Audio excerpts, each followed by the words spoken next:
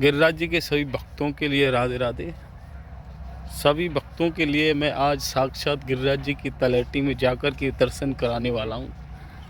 और सभी भक्तों से एक अनुरोध रहेगा कि सभी भक्तों को अगर हमारे श्री गिरिराज जी महाराज के दर्शन अच्छे लगें तो वीडियो के कमेंट बॉक्स में जाके जय गिरिराज महाराज जरूर लिखें।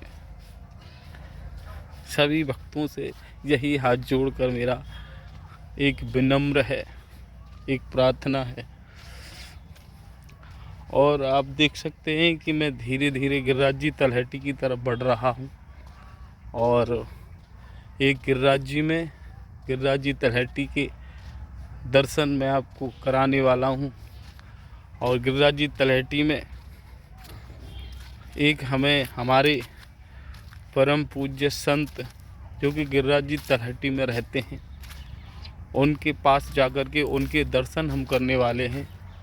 जो हमारे परम पूज्य संत गिरिराज जी तलहटी में रहते हैं, इतने ठंडे मौसम में भी हमारे श्री संत महाराज गिरिराज जी तलहटी में निवास करते हैं। और आप देख सकते हैं कि वो अभी भी पेड़ों के नीचे वास करे हुए हैं। निवास स्थान हमारे परम पूज्य महाराज जी का यही है।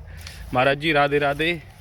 आप देख सकते हैं हमारे परम पूज्य संत महाराज जो कि बिल्कुल गिरिराज जी तलहटी में और बिल्कुल गिरिराज जी तलहटी की समीप और गिरिराज जी तलहटी में रह कर के प्रभु का भजन कर रहे हैं। महाराज जी राधे राधे। महाराज जी कैसा लग रहा है आपको गिरिराज जी तलहटी में रह कर के?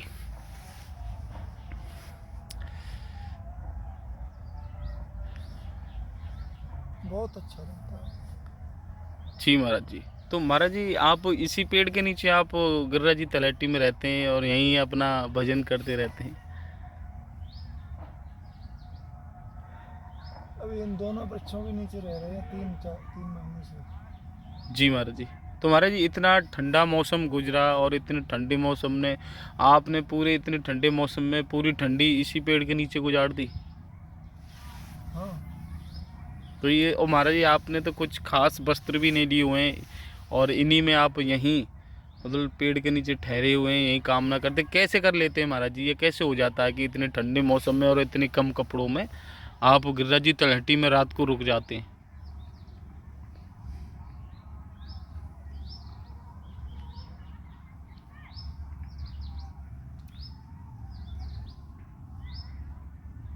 ऐसा होता है कहीं किसी भी वस्तु से हमारा प्रेम होना चाहिए। सही बात है महाराज जी। जैसे एक चोर है, उसको धन से प्रेम होता है, भले उसका आयु उसकी ढल गई हो, 50 साल का हो गया हो, फिर भी चोरी करने की आदत से वो 50 साल की अवस्था में रात के ठंड में भी चोरी करने का काम करेगा।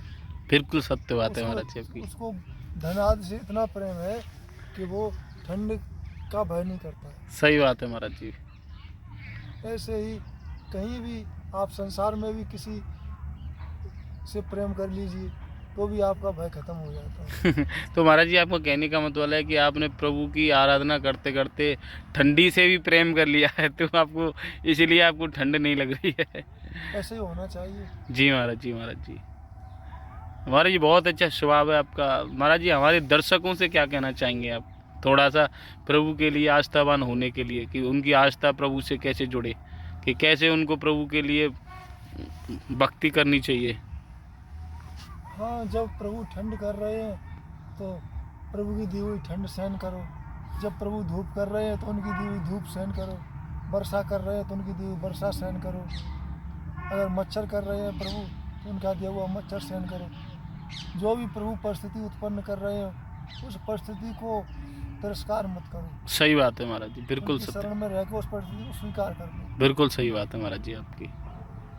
गिरिराज जी की तो महाराज जी कृपा ही ऐसी है कि उनकी कृपा जिस व्यक्ति पे हो जाए उसका तो उद्धार हो ही जाता है।